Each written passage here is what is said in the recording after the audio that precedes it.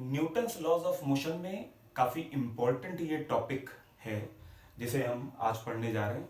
Topic का नाम है फ्री बॉडी डायग्राम, शॉर्ट में इसको FBD भी बोलते हैं। सबसे पहली चीज हमें यह समझनी है कि फ्री बॉडी डायग्राम का यूज क्या है, कैसे यूज करते हैं वो बात की चीज है, उसके लिए मैंने स्टेप्स लिखे हैं। लेकिन पहले हम ये समझे कि इसका यूज कहाँ है। यूज में आप ये जानिए, जब आप किसी ऑब्जेक्ट का ट्रांसलेटरी मोशन पढ़ते हैं तो ट्रांसलेटरी मोशन इस बात पे डिपेंड ही नहीं करता कि ऑब्जेक्ट का साइज और शेप क्या है। अगर ट्रांसलेटरी मोशन इस बात पे डिपेंड ही नहीं करता कि साइज और शेप क्या है, तो आप क्वेश्चन को सॉल्व करते समय बार बार पूरे के पूरे ऑब्जेक्ट को ड्रॉ नहीं करें। एग्जाम्पल आप देखिए, जितना आप लोगों ने 9th और 10th लेवल पे पढ़ा है, आप फॉर्मूला पढ़ते हैं F is equal to ma। आपने कभी यह सोचा कि जो m मास है वो किसका है? स्फीयर का है, कोन का है, बस का है, ट्रक का है? नहीं, क्योंकि ये F is equal to ma जो इक्वेशन है वो ट्रांसलेटरी मोशन के लिए लगती है। जब आप इक्वेशन ऑफ मोशन पढ़ते हैं, v is equal to u plus at, s is equal to u t plus half at square, v square is equal to u square plus 2s, या कुछ और भी, अगर कांस्टेंट स्पीड है तो speed is equal to distance upon time, velocity के लिए जो भी।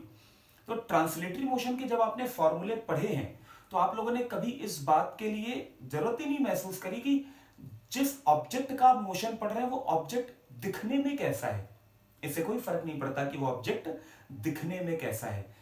और अगर फर्क पड़ता है किसी मोशन को, वो है रोटेशनल मोशन, जो हमने आज तक पढ़ा ही नहीं, वो हम अब इस साल 11th में पढ़ेंगे। तो हमारे लिए जब ऑब्जेक्ट का साइज और शेप मैटर करेगा वो हमें पढ़ना है, और इस साल 11th में ही पढ़ना है। लेकिन अभी हम शुरुआत कर रहे हैं। शुरुआत में आपको सबसे पहले जो आपने ट्रांसलेटरी मोशन पढ़ा है उसको और इलेबोरेटेड फॉर्म में हम पढ़ेंगे। उसमें से ये एक टॉपिक बहुत ज्यादा इंपॉर्टेंट है। आप ये समझिएगा, शुरू में ही आप इसको ब्रह्म ज्ञान भी बोल सकते हैं, जेई एडवांस या कोई भी कॉम्पिटिटिव एग्जाम की बात करें, इंक्लूडिंग सिविल सर्विसेज भी। जब आप एनएलएम के क्वेश्चन करते हैं न्यूटन्स लॉज ऑफ मोशन के, तो आपको एक बात का ध्यान रखना है, पूरे चैप्टर में केवल एक फॉर्मूला है, F is equal to ma, बस। और इस फॉर्मूले को अप्लाई करने के लिए आपको फ्री बॉडी डायग्राम ड्रॉ करना आना चाहिए। फ्री बॉडी डायग्राम में ही गलतियां होती हैं जिस वजह से हम क्वेश्चन नहीं कर पाते हैं। तो आपको फ्री बॉडी डायग्राम बनाने में कोई भी गलती नहीं करनी है, ठीक है। कुछ ऐसे अरेंजमेंट होंगे जिनको आप विजुअलाइज कर पाओगे, इमेजिन कर पाओगे कि ये जो सेट ऑफ ब्लॉक्स है ये मोशन कैसे होगा। और कुछ ऐसे अरेंजमेंट होंगे जिनके मोशन के बारे में आप सोच भी नहीं पा रहे होगे। आप गिवन सेटअप को समझ पा रहे हो या नहीं समझ पा रहे हो, दोनों ही परिस्थितियों में अगर आप एक मंत्र याद कर लें तो ये चैप्टर मजा ले कि एक भी क्वेश्चन आपसे छूट जाए। एक भी क्वेश्चन ऐसा नहीं होगा कि आप ना सॉल्व कर पाओ। और वो मंत्र है FBD बनाओ, खुद जान जाओ, ठीक। ऐसा कोई बुक्स में नहीं लिखा है, हर टीचर का एक अपना एक्सपीरियंस होता है, उस एक्सपीरियंस के बेसिस पे ही वो आप लोगों को समझाते हैं। तो यहां पर जो मेरा समझाने का तरीका होगा वो बार बार एक ही, कि आप प्रैक्टिस करके कुछ ऐसा सीख लो कि आप FBD बनाना में आपको कोई गलती ना हो। अगर FBD आपने नहीं बनाया तो वो मेरी जिम्मेदारी है कि क्वेश्चन गलत नहीं होना है, वो मेरी रिस्पॉन्सिबिलिटी। तो आपको फ्री बॉडी डायग्राम बनाना आना चाहिए, ठीक। फिर से मैं रिपीट कर रहा हूं, फ्री बॉडी डायग्राम कब ड्रॉ करते हैं? जब हम किसी ऑब्जेक्ट का ट्रांसलेटरी मोशन पढ़ते हैं। ट्रांसलेटरी मोशन पढ़ते समय हम फ्री बॉडी डायग्राम बनाते हैं। यहां पर देखिए मैंने लिखा भी है, translatory motion of an object is independent of, इसको करेक्ट कर लीजिए, is independent of size and shape of the object. Hence, we draw a diagram free from body in which we show only effects of motion. Effects of motion से मतलब है force. जो inertia को change करने का reason है that is effect of motion, जिसको हम लोग नाम देते हैं फोर्स. ठीक है. तो यहां पर वो जो चीज मैंने अभी उतनी देर से एक्सप्लेन की वो लिख दी कि ट्रांसलेटरी मोशन में ऑब्जेक्ट के साइज और शेप से फर्क नहीं पड़ता. अब एफबीडी बनाने के स्टेप्स हैं. आपको वीडियो को पॉज करके ये सारे के सारे स्टेप्स लिखने हैं और मैं इनमें कुछ और इलेबोरेट करूंगा. तो उस जो इलेबोरेट मैं कर रहा हूं उसको आप लोग अच्छे से नोट्स में इंक्लूड करें. देखिए, सबसे पहला पॉइंट है replace the object by a point. हमें यह देखना है कि फोर्स कैसे लग रहे हैं, मतलब मैग्नीट्यूड कितना है, डायरेक्शन कितना है, किस पर लग रहे हैं. ऑब्जेक्ट गिवन होगा, लेकिन ऑब्जेक्ट के साइज और शेप से फर्क नहीं पड़ना है. अगर ऑब्जेक्ट के साइज और शेप से फर्क नहीं पड़ना है तो हम क्यों बार बार ऑब्जेक्ट को ड्रॉ करें. तो पहला पॉइंट है replace the object by a point. आप ऑब्जेक्ट को एक पॉइंट से रिप्लेस कर दें बस. ठीक है. अगला, आपको दो एक्सिस ड्रॉ करनी है. इस पॉइंट को मैं इलेबोरेट करूंगा. सेकेंड पॉइंट पे आपको और भी बहुत कुछ लिखना है. ड्रॉ टू एक्सिस, ये एक्सिस का प्लूरल है. Draw two axis mutually perpendicular. आपको दो एक्सिस ड्रॉ करनी है. आपको याद होगा जब हम लोगों ने वेक्टर में वेक्टर एडिशन का एक मेथड पढ़ा था, कंपोनेंट मेथड, रेजोल्यूशन मेथड, जिसमें कई सारे वेक्टर दिए होते थे और आप उनको दो एक्सिस पर रेक्टेंगुलर कंपोनेंट लेते थे. ये वही है. अब आपको पता चलेगा कि वो कौन सी दो एक्सिस हमें लेनी है जिसपे आपको रेक्टेंगुलर कंपोनेंट लेने हैं किसी वेक्टर क्वांटिटी के. यहां पर वो वेक्टर क्वांटिटी होगी फोर्स. तो draw two axis mutually perpendicular. इस सेकंड पॉइंट पे आप और इलेबोरेट करो. आप सेकंड के आगे लिखो पॉइंट 2a. पॉइंट 2a लिखिए. पॉइंट 2a में आपको लिखना है if system is in equilibrium. If system is in equilibrium, we can consider two mutually perpendicular axes along any direction. Along any direction. अगर इक्विलिब्रियम है तो आप दो जो म्यूचुअली परपेंडिकुलर एक्सिस बनाएंगे उनको किसी भी डायरेक्शन में बना ले. ठीक है. अभी इससे कोई फर्क नहीं पड़ेगा कि आप दो म्यूचुअली परपेंडिकुलर एक्सिस किधर बनाओ. आप किसी भी प्लेन पर किसी भी डायरेक्शन में आप बना सकते हैं. कब? अगर इक्विलिब्रियम हो. तो इक्विलिब्रियम अगर है तो आप दो म्यूचुअली परपेंडिकुलर एक्सिस किसी भी डायरेक्शन में ड्रॉ कर सकते हैं. ठीक है. इसके बाद दूसरा 2b पॉइंट. 2 में ही 2a हो गया और 2b पॉइंट. अगर ऑब्जेक्ट का मोशन है, if there is a motion of an object, तो हम एक्सिस कहां ड्रॉ करेंगे. पहला था इक्विलिब्रियम में. इक्विलिब्रियम का मतलब नेट फोर्स जीरो होता है, एक्सेलरेशन जीरो होता है, मोशन जीरो जरूरी नहीं है, क्योंकि कांस्टेंट वेलोसिटी से चलेंगे तो भी एक्सेलरेशन जीरो है, फोर्स जीरो है, तो उसे भी इक्विलिब्रियम बोला जा सकता है. सेकेंड पॉइंट मैंने बोला अगर मोशन है ऑब्जेक्ट का और एक्सेलरेटेड मोशन है, ऑब्वियस सी बात है, अगर किसी डायरेक्शन में एक्सेलरेट कर रहा है ऑब्जेक्ट तो draw first axis in the direction of acceleration. Draw first axis in the direction of acceleration in the direction of motion and second axis perpendicular to first. Second axis perpendicular to first. फिर से मैं repeat करता हूं. पहला point, अगर equilibrium है तो आप दो एक्सिस म्यूचुअली परपेंडिकुलर ड्रॉ करनी है, कहीं भी ड्रॉ कर सकते हैं. और अगर ऑब्जेक्ट एक्सेलरेट कर रहा है तो आप दो एक्सिस बनाएंगे. उसमें पहली एक्सिस आप लेंगे जिधर मोशन हो रहा है उस डायरेक्शन में, और दूसरी लेंगे पहली वाली के परपेंडिकुलर. ठीक है. थर्ड, अगर सर्कुलर मोशन है, बहुत बहुत बहुत ज्यादा इंपॉर्टेंट. अभी आपको इन चीजों की इंपॉर्टेंस बहुत आगे आने वाले टाइम में समझ में आएगी, लेकिन आप अभी से शुरू से इसको प्रैक्टिस करके रखिए. अगर सर्कुलर मोशन है तो always draw first axis along the radius.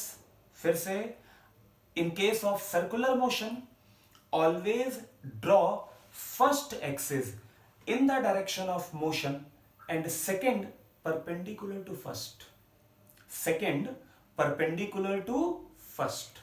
ठीक है, तो ये draw two axis mutually perpendicular के 3 स्टेप्स हैं जो मैंने यहां लिखे नहीं है लेकिन मैंने आपको डिक्टेट करवाए।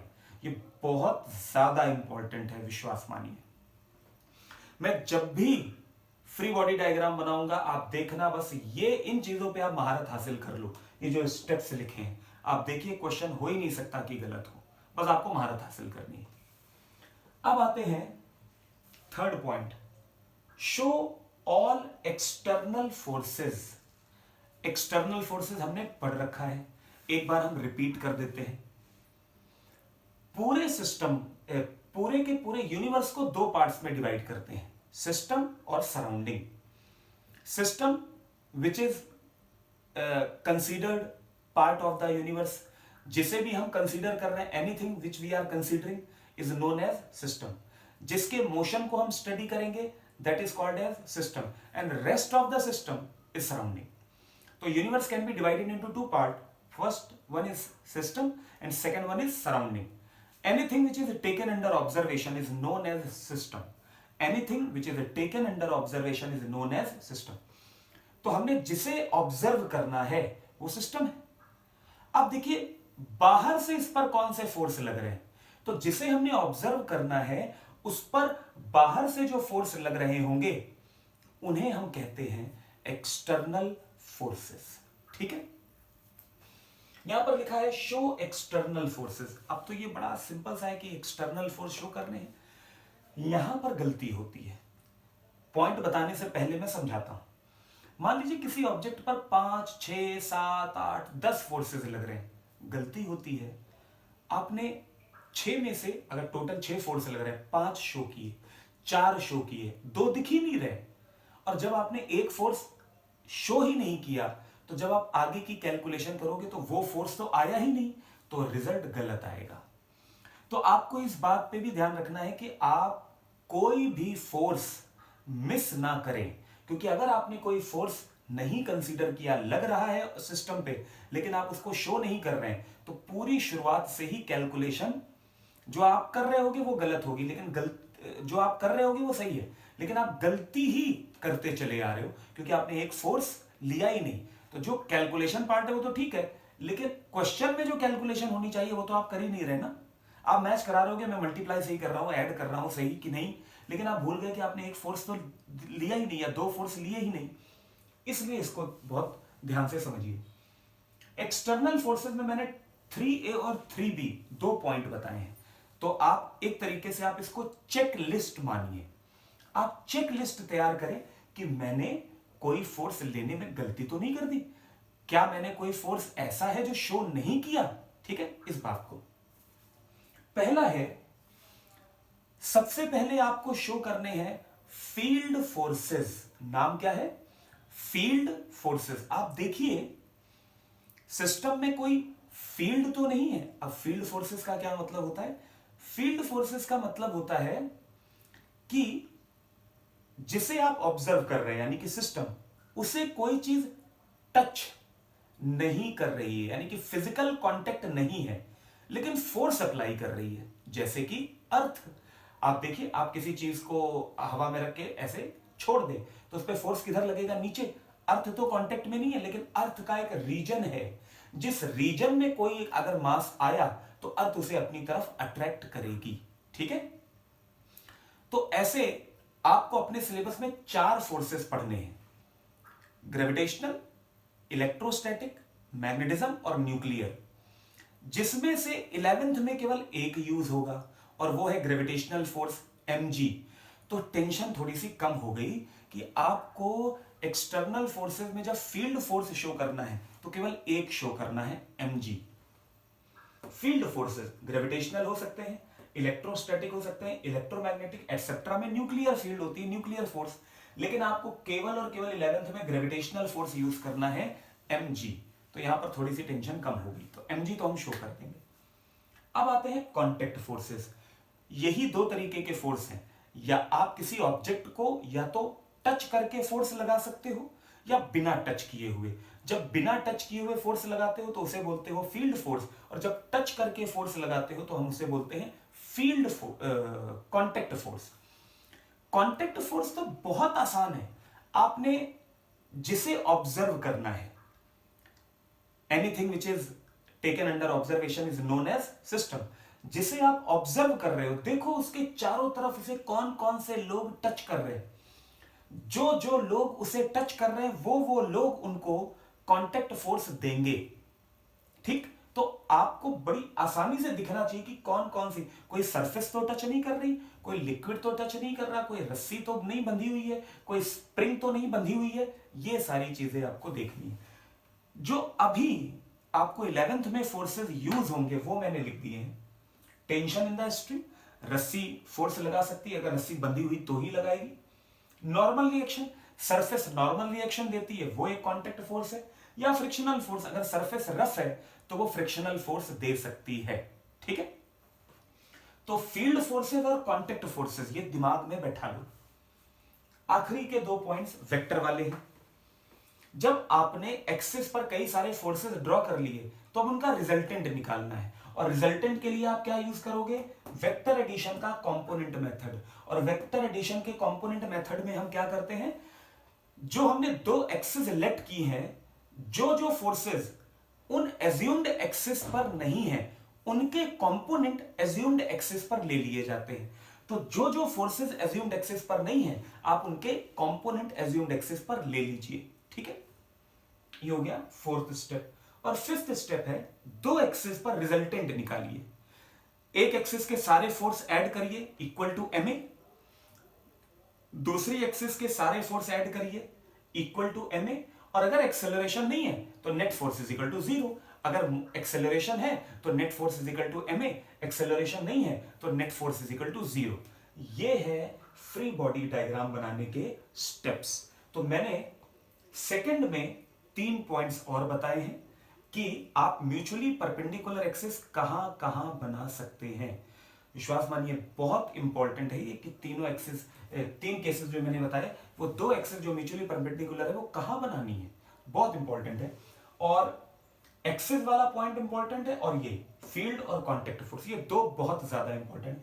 इसी में गलतियां होती हैं, क्वेश्चन लेंथी भी हो सकता है, या आपने गलती कर देनी है तो आंसर गलत आएगा। इसको बहुत ध्यान से नोट करिए सारे के सारे points. Free body diagram, free body diagram में जो हमने कांटेक्ट फोर्सेस पढ़े, एक हमने पढ़ा टेंशन, एक हमने पढ़ा नॉर्मल रिएक्शन, और एक हमने पढ़ा फ्रिक्शन। तो अभी जो हम क्वेश्चन करने वाले हैं उसमें टेंशन और नॉर्मल रिएक्शन का यूज करेंगे। तो सबसे पहले हम लोग पढ़ लेते हैं टेंशन। तो मैंने यहां पर हेडिंग लिखी है स्ट्रिंग एंड इट्स टेंशन। सारे लोगों को पता ही है कि स्ट्रिंग क्या होती है और स्ट्रिंग फोर्स कैसे लगाती है, केवल मैं रिवाइज करवा देता हूं। देखिए, जो स्ट्रिंग है वो जब तक टाइट नहीं होगी, और वो टाइट कब होगी, जब आप दोनों एंड पर जो फोर्स लगाए वो उसको खींचने वाले, टेंसाइल फोर्स। ठीक, टेंसाइल का मतलब है जो इसकी डायमेंशंस को इंक्रीज कर दे, उन्हें बोलते हैं टेंसाइल फोर्स। तो जब आप टेंसाइल फोर्स लगाएंगे, यानी कि जो स्ट्रिंग है उसके अवे, तब उसके अंदर जो फोर्सेस डेवलप होंगे जो स्ट्रिंग को टूटने से बचाएंगे, उसे हम बोलते हैं टेंशन। स्ट्रिंग को ब्रेक होने से जो इंटरनल फोर्सेस बचाते हैं उन्हें हम बोलेंगे टेंशन। ठीक है, अब सिंपल सी चीज है कि टाइट है तो वो टेंशन इंटरनल फोर्स आ जाएगा। अब इसमें सीखना ये है कि जो हम स्ट्रिंग अपने सिलेबस में अभी पढ़ने वाले हैं वो है आइडियल स्ट्रिंग, और आइडियल स्ट्रिंग की प्रॉपर्टी होगी कि वो होगी मासलेस और अनस्ट्रेचेबल। मासलेस और अनस्ट्रेचेबल, अगर हमने ये 2 कंडीशन ली तो हमें क्वेश्चन करने इजी हो जाएंगे। दूसरी बात, ऐसा नहीं कि इजी क्वेश्चन करने हैं तो हमने ये चीज ली, एक एक स्टेप आगे जा रहे हैं। जो स्ट्रिंग का रोल है वो हम ये देख रहे हैं कि स्ट्रिंग फोर्स एक जगह से दूसरी जगह पर ट्रांसफर कर दे, बस। और जब फोर्स ट्रांसफर हो जाएगा तो उसका इफेक्ट क्या है वो देखेंगे। बाद में हम स्ट्रिंग का मास भी ले सकते हैं। हम फिर एक स्टेप और आगे बढ़ेंगे, स्ट्रिंग को स्ट्रेचेबल भी बना देंगे। तो एक एक स्टेप आगे चल रहे हैं। पहले हम जो स्ट्रिंग का मेन रोल है फोर्स को ट्रांसफर करने का वो पढ़ रहे हैं, और हम कंडीशन ले रहे हैं आइडियल स्ट्रिंग की मासलेस और अनस्ट्रेचेबल। मासलेस होने से क्या फर्क पड़ेगा? अगर स्ट्रिंग का मास हम नहीं लेंगे, ये बात याद रखना, कोई स्ट्रिंग कितनी भी हल्की हो, कम वेट की हो, मास तो कुछ ना कुछ होगा। हम ये देख रहे हैं कि जो रस्सी स्ट्रिंग के मास की वजह से जो टेंशन में चेंज होगा उसे इग्नोर किया जा सकता है। यानी कि जिस फोर्स में हम डील कर रहे हैं और जो स्ट्रिंग में मास है, दोनों को अगर हम कंपेयर करें तो मास की वैल्यू इतनी कम होगी कि हम पूरी स्ट्रिंग में टेंशन को सेम ले सकते हैं। वो भी मैं यहां पर समझा भी दूंगा। मासलेस स्ट्रिंग की प्रॉपर्टी की वजह से हमें जो रिजल्ट मिलेगा वो ये है कि हर जगह स्ट्रिंग का टेंशन सेम होगा, पूरी रस्सी पे टेंशन सेम होगा। अगर मास हुआ तो इसका मतलब है टेंशन सेम नहीं होगा। ठीक है, तो ये हमें आगे पढ़ना होगा। अनस्ट्रेचेबल होने से क्या फायदा है?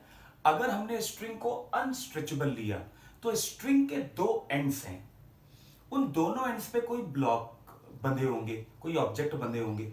अगर वो चल रहे हैं तो उन दोनों ऑब्जेक्ट्स के मोशन में कोई रिलेशन होगा। तो ये हम लोग काफी आगे चल के यूज करेंगे इस चीज को, लेकिन आप याद रखिए अगर स्ट्रिंग अनस्ट्रेचेबल हुई तो जो दो ऑब्जेक्ट बंधे हैं दोनों एंड से, उनके चलने में कोई ना कोई रिलेशन होगा। ठीक है, अब जरा इसको हम लोग एक एक करके दोनों चीजों को देखते हैं, और स्ट्रिंग जो फोर्स अप्लाई करेगी वो कैसे अप्लाई करती है उसको देखते हैं।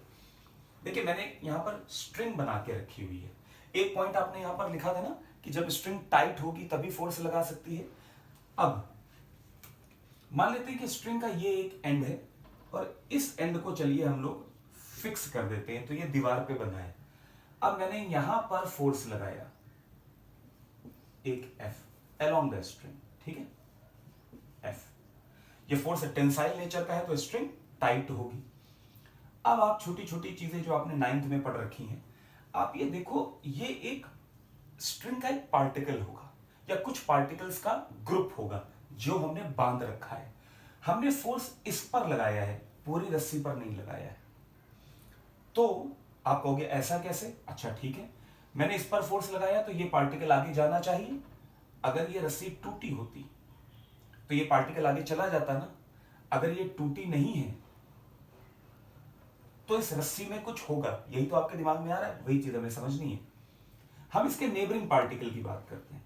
देखिए आप ये सोचेंगे कि यहां पर तो कई सारे पार्टिकल्स हैं, यहां पर कई सारे पार्टिकल हैं, लेकिन आपको दिखे इसलिए मैंने फिगर को बड़ा बनाया है और मैंने ये दो पार्टिकल जो दिखाए ये नेबरिंग पार्टिकल ही हैं।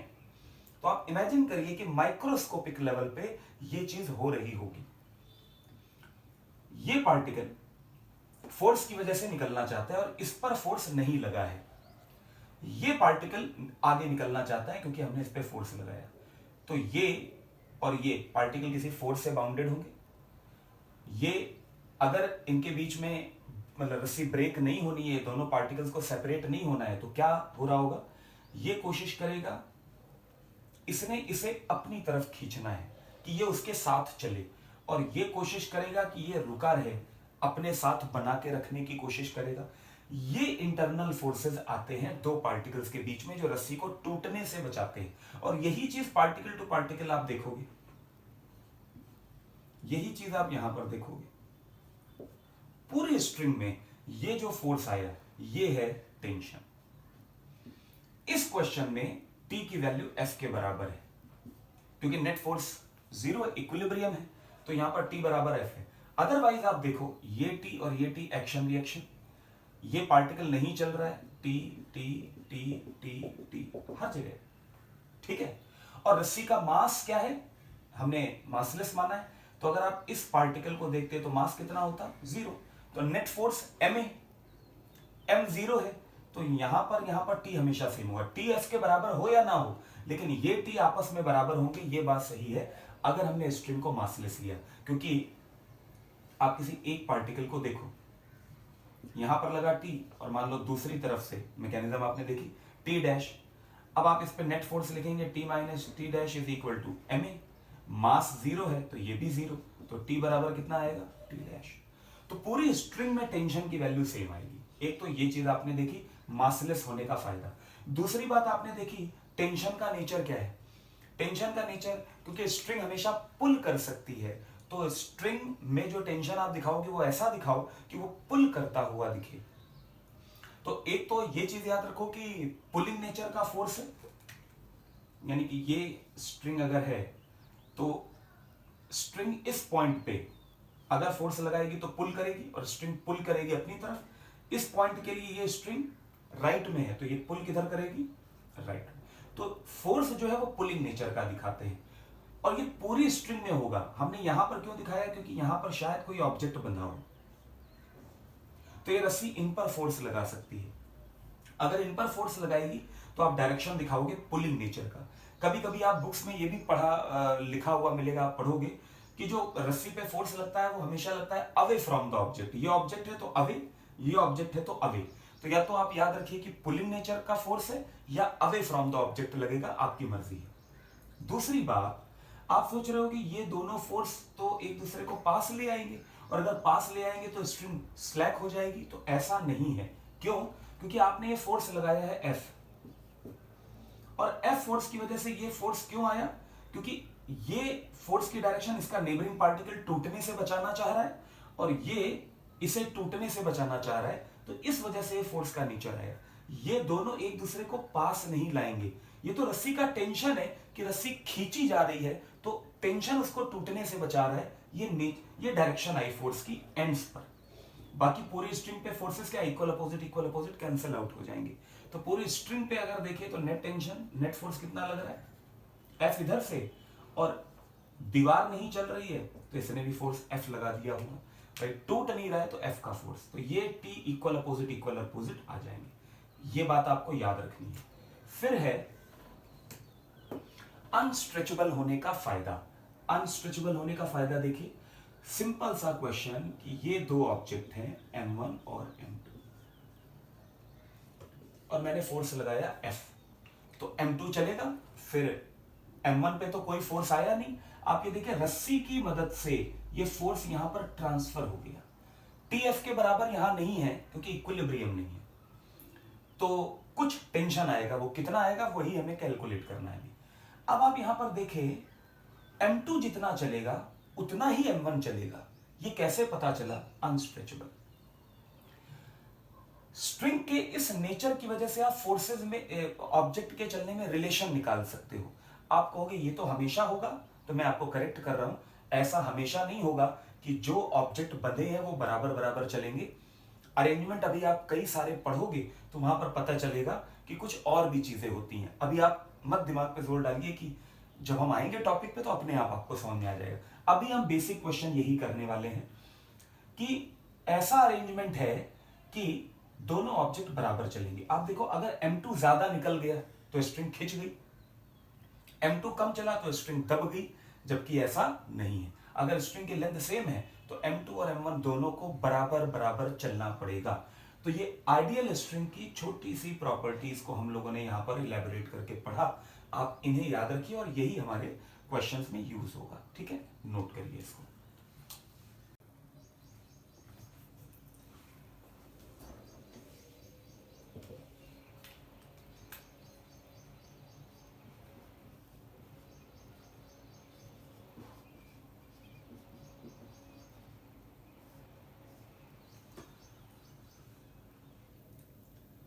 नेक्स्ट जो हमने कांटेक्ट फोर्स पढ़ा वो था नॉर्मल रिएक्शन। तो नॉर्मल रिएक्शन को जरा समझते हैं।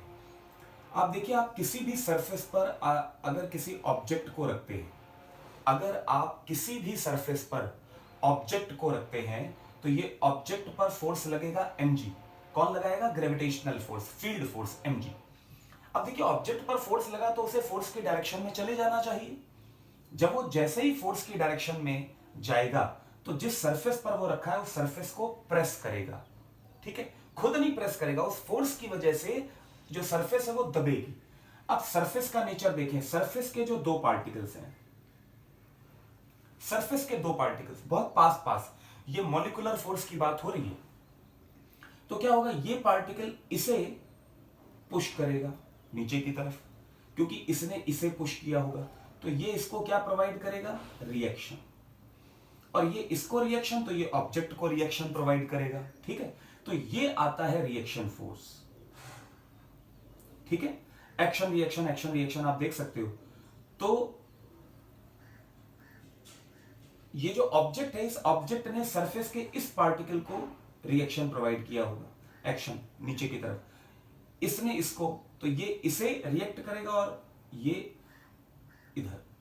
ठीक है, तो ये आ गया नॉर्मल रिएक्शन। जो क्यों आया, क्योंकि जब दो पार्टिकल दबेंगे तो दोनों एक दूसरे पर, क्योंकि इक्विलिब्रियम स्टैब्लिश करेंगे, जो दो मॉलिक्यूल है उनके बीच में इक्विलिब्रियम है, जब उनपे जो मॉलिक्यूलर फोर्स लग रहा है वो एक सर्टेन डिस्टेंस पर दो मॉलिक्यूल को बना के रखा है, और जब ये दो मॉलिक्यूल दबेंगे तो हर ऑब्जेक्ट की टेंडेंसी होती है इक्विलिब्रियम को रीगेन करने की, तो क्या करेंगे, ये दोनों एक दूसरे को इक्विलिब्रियम रीगेन करवाने के लिए जो इंटरमॉलिक्यूलर फोर्स है वो कैसा आएगा, बाहर की तरफ, वो नॉर्मल रिएक्शन का कारण है। तो ये इस पर आएगा नॉर्मल रिएक्शन।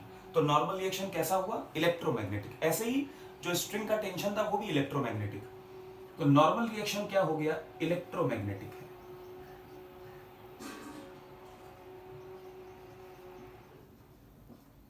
ये है एक कांटेक्ट फोर्स जिसे हम बोल रहे हैं नॉर्मल रिएक्शन। ठीक है, अब नॉर्मल रिएक्शन पे एक छोटा सा क्वेश्चन भी देख लेते हैं। यही क्वेश्चन है, तो बोला गया कि ये एक ब्लॉक है और आपको ये जानबूझ के मैंने जो जगह दिखाई है, सरफेस अलग और ब्लॉक अलग, दोनों टच कर रहे हैं, दोनों कांटेक्ट में है, लेकिन मैंने अलग अलग दिखाया कि ऊपर वाली सरफेस ब्लॉक की है, नीचे वाली जो जिस पर वो रखा हुआ है।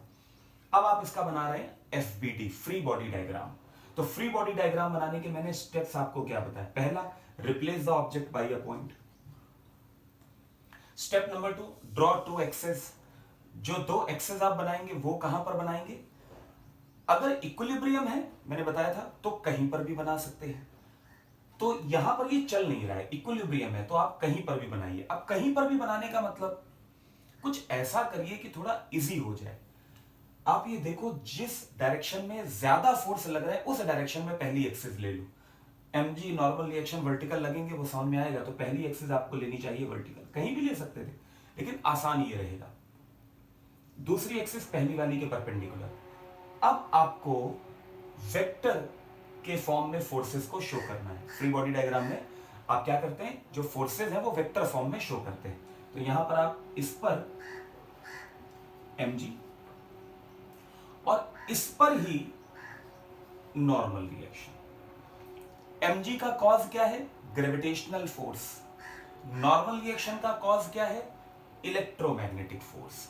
तो ये n और mg, तो यहां पर आप लिखेंगे n is equal to mg, क्योंकि गिवन है कि ये फोर्सेस एक दूसरे को बैलेंस कर रहे हैं, ऑब्जेक्ट इक्विलिब्रियम में है तो फोर्सेस बैलेंस करेंगे, n इज इक्वल।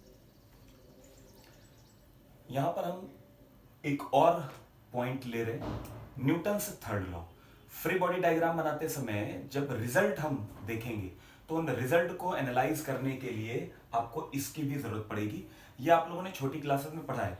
न्यूटन्स के 3 लॉ हैं, एक लॉ ऑफ इनर्शिया जिसमें आप पढ़ते हैं कि if an object is at rest continues to be at rest, if an object is in motion continues to be motion until and unless an external force is applied. Second होता है net force is equal to ma, आप लोगों ने पढ़ा होगा। और third है action reaction, उसकी जरा बात करते हैं। तो न्यूटन्स थर्ड लॉ होता है every action has equal and opposite reaction. ठीक है, अब ये 3 चीजें हैं जो आपको याद रखनी है। पहला मैंने बोला action and reaction always act on 2 different bodies, A B पर फोर्स लगाएगा और बी ए पर फोर्स लगाएगा, ये एक्शन रिएक्शन। एक ही ऑब्जेक्ट पर एक्शन रिएक्शन नहीं होता, तो एक्शन और रिएक्शन हमेशा 2 डिफरेंट बॉडीज पर लगेगा। सेकेंड मैंने पॉइंट यहां पर लिखा है, action and reaction will be always of same nature. इसका मतलब क्या है, देखिए फोर्स के भी नेचर है, ग्रेविटेशनल फोर्स होगा, मतलब मास की वजह से फोर्स आया, इलेक्ट्रोस्टैटिक फोर्स होगा, चार्ज की वजह से आया, मैग्नेटिक फोर्स होगा, इलेक्ट्रोमैग्नेटिक फोर्स होंगे, तो फोर्सेस के नेचर है। जो एक्शन रिएक्शन पेयर है वो हमेशा सेम नेचर के होंगे। मतलब m1 m2 पर ग्रेविटेशनल फोर्स लगाएगा तो m2 m1 पर भी ग्रेविटेशनल फोर्स लगाएगा, वो ही एक्शन रिएक्शन होंगे। ठीक, चार्ज चार्ज पर फोर्स लगाएगा तो Q1 Q2 पर इलेक्ट्रोस्टैटिक फोर्स, Q2 Q1 पर इलेक्ट्रोस्टैटिक फोर्स, तो सेम नेचर के होंगे। दो डिफरेंट नेचर के फोर्स एक्शन रिएक्शन पेयर नहीं बनाते। और लास्ट में है, पहले कौन आता है, पहले एक्शन आता है या पहले रिएक्शन आता है? तो लोग अक्सर ही बोलते हैं कि पहले एक्शन आएगा, क्योंकि नाम ऐसा है, तो ये मिस नॉर्मर है, आप याद रखिएगा। एक्शन और रिएक्शन केवल और केवल नाम लिए गए हैं। एक्शन और रिएक्शन दोनों एक ही टाइम पर आते हैं। जैसे ही एक्शन होगा विद इमीडिएट इफेक्ट रिएक्शन होगा, दोनों एक ही टाइम पर आते हैं। पहले एक्शन बाद में रिएक्शन नहीं आता। तो ये आपको पॉइंट कुछ याद रखने हैं। अब इतना पढ़ने के बाद हम फ्री बॉडी डायग्राम के क्वेश्चंस को करना शुरू कर सकते हैं। तो एक बार मैं कहूंगा कि आपको जो चीजें अभी तक बताई गई, एक बार उनको जल्दी से रिवाइज कर लो और फिर हम लोग आते हैं क्वेश्चंस पे। ठीक है, तो जल्दी से जरा रिवाइज करिए, फिर हम लोग आते हैं क्वेश्चंस पे। ठीक है, फर्स्ट क्वेश्चन हम लोग लेते हैं। एक स्मूथ हॉरिजॉन्टल सरफेस है और उस पर हमने एक ब्लॉक रखा। ये क्वेश्चन अभी हम लोग कर भी चुके हैं, फिर से इसको जरा देखते हैं। अब आपको एफबीडी बनाना है ब्लॉक का, एफबीडी ऑफ ब्लॉक। एक बात और याद रखिएगा, देखिए हर साल हम लोग जब ये पढ़ा रहे होते हैं तो अक्सर हम ये देखते हैं कि बच्चे एफबीडी बनाने के स्टेप्स को स्किप करके डायरेक्ट सोचते हैं ये फोर्स लग रहा है, ये फोर्स लग रहा है, और बस शो कर देते हैं। ये गलती नहीं करिएगा, क्योंकि एक लिमिटेड लेवल के क्वेश्चन तो आपसे हो जाएंगे, लेकिन जैसे ही कुछ टफ चीजें आएंगी, अगर आपने वो बेसिक्स फॉलो नहीं किए तो क्वेश्चन नहीं होंगे। और जो आपसे क्वेश्चन हो जाएंगे वो प्रैक्टिस करवाने के क्वेश्चन है। एग्जाम के पॉइंट ऑफ व्यू वाले जो क्वेश्चन है वो टफ है, उनको करते ही आपको दिक्कत आनी शुरू होगी। तो आप लोग शुरू से ही आदत डालो कि बेसिक्स पे ही ध्यान दो। जब भी आप क्वेश्चन करो तो वो सारे के सारे बेसिक्स आप दिमाग में रखो, और कम से कम ड्रॉ करने का टाइम बचाना है, ठीक है, लेकिन कम से कम वो बेसिक्स आप दिमाग में रखिए। क्या ये स्टेप मेरे को आते हैं, स्किप कर दिया है कोई बात नहीं, लेकिन आते हैं। ऐसा ना हो कि उनकी प्रैक्टिस ही आपको ना हो। फिलहाल शुरुआत में क्वेश्चन कर रहे हैं तो आप कोशिश करिए कि स्किप ना हो। पहला हम ब्लॉक डायग्राम एफबीडी बना रहे हैं ब्लॉक का। तो सबसे पहले ऑब्जेक्ट को रिप्लेस करो एक पॉइंट से। अब हमें ड्रॉ करनी है दो एक्सिस। कहां पर दो एक्सिस ड्रॉ करें? अगर इक्विलिब्रियम होता है तो आप कहीं पर भी दो एक्सिस ड्रॉ कर सकते हैं, मतलब जो एक्सिस का ओरिएंटेशन है वो कैसा भी होगा। आप ये देखिए, अगर इक्विलिब्रियम है तो आप पहली एक्सिस उधर ले जहां पर फोर्सेस ज्यादा लग रहे हैं। तो यहां पर फोर्सेस ज्यादा किस डायरेक्शन में लग रहे हैं? वाई एक्सिस पर, और दूसरी परपेंडिकुलर टू। ये है आपका ऑब्जेक्ट। सबसे पहले आप देखिए इस पे कौन कौन से फोर्स, एक्सटर्नल फोर्स दिखाने हैं। पहले हम दिखाएंगे फील्ड फोर्स। इस पर किस फील्ड का इफेक्ट है? Gravitational field, mg। फिर हम दिखाएंगे कांटेक्ट फोर्स। इसके कांटेक्ट में क्या कोई स्ट्रिंग है? नहीं। क्या कोई स्प्रिंग है? नहीं। केवल और केवल एक सरफेस कांटेक्ट में, और जब सरफेस कांटेक्ट में है तो नॉर्मल रिएक्शन आएगा। सरफेस नॉर्मल रिएक्शन किधर देगी? इधर। तो ये ब्लॉक पर दो फोर्सेस हमने दिखाई, और अगर ये इक्विलिब्रियम है तो आप यहां पर सीधे लिखोगे n is equal to mg। ठीक है, ठीक है, ये मैंने बताया था। अब बात करते हैं n और mg एक्शन रिएक्शन है या नहीं है। आप लोग खुद से सोचिएगा और देखिएगा कि आपने आंसर सही सोचा या नहीं। n और mg एक्शन रिएक्शन है या नहीं है? सोच लिया? आंसर है नहीं है। जिन्होंने सोचा था नहीं है वो रीजनिंग जरा दे। रीजनिंग सोचेगी क्यों? ऐसा तो नहीं हां ना बोलना था तो भाई कोई एक चीज बोल दी, ऐसा नहीं है। रीजनिंग क्या है? रीजनिंग ये है, पहला पॉइंट मैंने बोला था कि action reaction always act on two different bodies. ये तो एक ही बॉडी पर है, एन और mg एक ही बॉडी पर है। दूसरा, एक्शन और रिएक्शन का जो नेचर है वो सेम होना चाहिए। ये है इलेक्ट्रोमैग्नेटिक और ये ग्रेविटेशनल फोर्स। ठीक, अब लॉजिक जरा देख लो भाई। अर्थ ने ब्लॉक पर लगाया mg, तो ब्लॉक अर्थ पर लगाएगा ना। दूसरी बात, सरफेस ने ब्लॉक पर लगाया n, तो अर्थ ने सरफेस पर, अर्थ ने ब्लॉक पर लगाया mg और सरफेस ने ब्लॉक पर लगाया n, तो ब्लॉक पर ही दोनों फोर्स लग रहे हैं। ये दोनों फोर्स इक्वल और अपोजिट है, इक्वल और अपोजिट है। एक्शन रिएक्शन पेयर की बात हो रही है। सारे इक्वल और अपोजिट एक्शन रिएक्शन पेयर नहीं होंगे। एग्जाम्पल देख लीजिए। और ये आप हैं, एक फ्रेंड आपको इधर से खींच रहा है, एक फ्रेंड आपको इधर से खींच रहा है। ये लगा रहा है 5 न्यूटन का फोर्स और ये लगा रहा है 5। आप कहां जाएंगे? आप कहीं नहीं जाएंगे, क्योंकि दोनों फोर्सेस क्या है? बराबर। अगर ये दोनों फोर्सेस बराबर हैं तो क्या ये एक्शन रिएक्शन है? ना। एक फ्रेंड ने आप पे फोर्स लगाया, दूसरे फ्रेंड ने आप पर फोर्स लगाया, तो आप पर दो फोर्स लगे, ये इक्वल और अपोजिट है, एक्शन रिएक्शन नहीं है। ठीक है, तो इस बात का ध्यान रखिए, ये एक्शन रिएक्शन पेयर नहीं है, ये इक्वल और अपोजिट फोर्स है, ये एक्शन रिएक्शन पेयर नहीं है। अच्छा, अब अगर हम बात करें इसका जो रिएक्शन है वो हमें निकालना है कि रिएक्शन फोर्स कहां लग रहे हैं, उसको देखते हैं। ये आपने ब्लॉक डायग्राम किसका बनाया? ब्लॉक का। अब हम ब्लॉक डायग्राम, अगर मान लें कि ये सरफेस अर्थ है तो हम अर्थ का एफबीडी बनाएं, एफबीडी ऑफ अर्थ। अर्थ का एफबीडी देखिए, अर्थ ने ब्लॉक को फोर्स लगाया mg, तो ब्लॉक अर्थ पर कितना फोर्स लगाएगा? mg। ये अर्थ का है, फोर्स हमेशा टुवर्ड्स द सेंटर लगता है, तो हम अर्थ को अपनी तरफ खींच रहे होते हैं, mg ऊपर की तरफ आएगा। एफबीडी अर्थ का है, और इसने सरफेस को नीचे की तरफ पुश किया था, तो नॉर्मल रिएक्शन इधर, और सरफेस ने ब्लॉक को ऊपर की तरफ पुश किया n, तो ये है अर्थ का एफबीडी। ये mg और ये mg equal opposite action reaction pair, दो डिफरेंट बॉडीज है। n और n एक्शन रिएक्शन पेयर है दो डिफरेंट बॉडीज पर, ग्रेविटेशनल ग्रेविटेशनल, इलेक्ट्रोमैग्नेटिक इलेक्ट्रोमैग्नेटिक। आया समझ में? तो ये है आपका क्वेश्चन 1, और बहुत कुछ हमने यहां पर सीखा है, उसको अच्छे से आप नोट करिएगा, नोट्स बनाइएगा। क्वेश्चन है, अगर ब्लॉक के ऊपर ब्लॉक m1 m2 और ये अर्थ है, अर्थ पर दो ऑब्जेक्ट रखे हुए हैं, तो हम एफबीडी जरा ड्रॉ करते हैं। FBD of m1, m1g normal reaction. अब देखिए, सबसे पहले हमने रिप्लेस किया ऑब्जेक्ट को पॉइंट से, m1 को पॉइंट से रिप्लेस किया। उसके बाद हमने दो एक्सिस ली, इक्विलिब्रियम है, ऑब्जेक्ट चल नहीं रहे, तो आप दो एक्सिस कहीं पर भी ले सकते थे। जब आप इक्विलिब्रियम की बात करते हैं तो कोशिश ये करिए कि एक्सिस, पहली एक्सिस उधर ले जहां पर ज्यादा से ज्यादा फोर्स लग रहे हैं। ठीक है, तो ये लिया। दूसरी एक्सिस परपेंडिकुलर, हॉरिजॉन्टल एक्सिस पर कोई फोर्स नहीं है। ठीक, आप शो करते हैं एक्सटर्नल फोर्सेस। सबसे पहले इस पर ग्रेविटेशनल पुल m1g। आप कहोगे m2 भी तो ग्रेविटेशनल फोर्स लगा सकता है, बिल्कुल आप जो कह रहे हैं वो सही है, लेकिन हम ये कहेंगे कि m2 जो m1 पर फोर्स लगाएगा वो अर्थ जो m1 पर फोर्स लगाएगा उसके कंपैरिजन में बहुत बहुत कम होगा।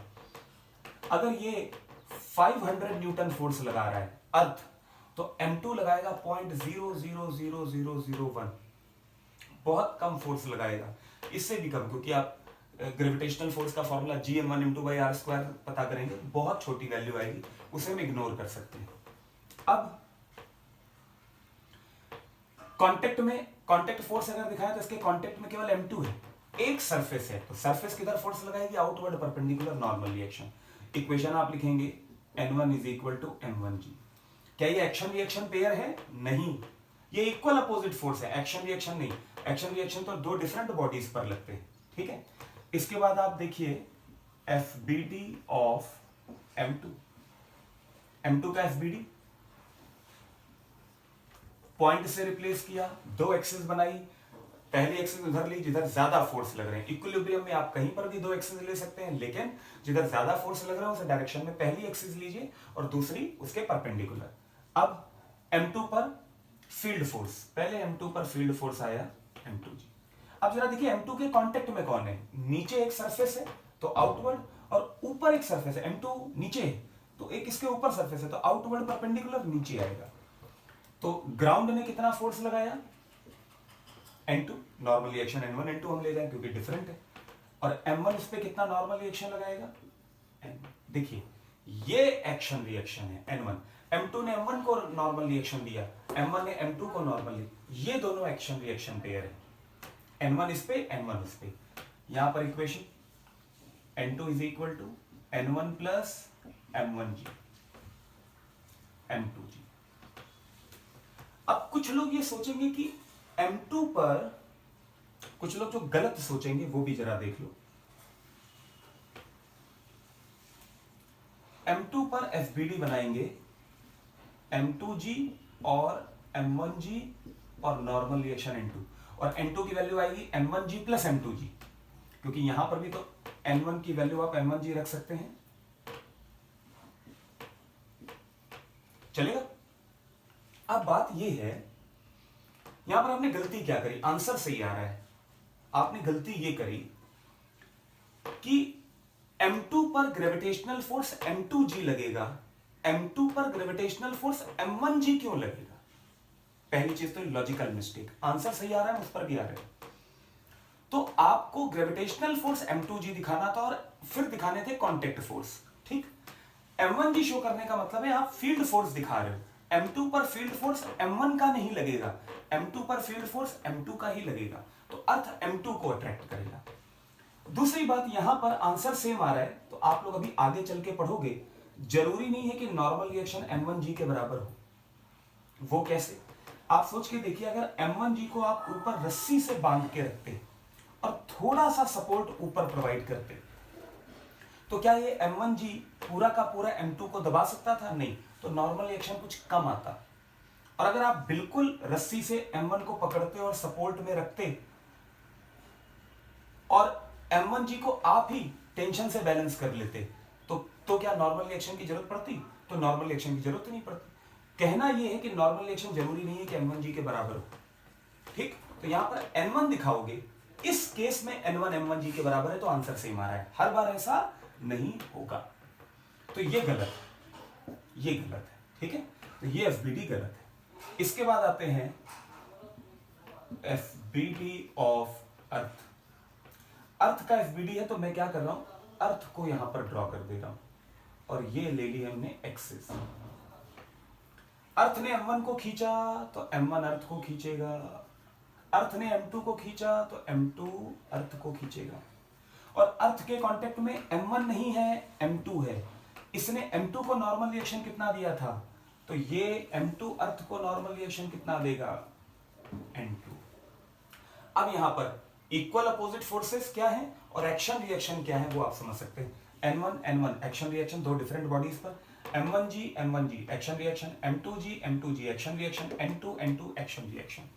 तो ये तीन FBDs हैं, इन्हें आप नोट करिए और अच्छे से समझिएगा।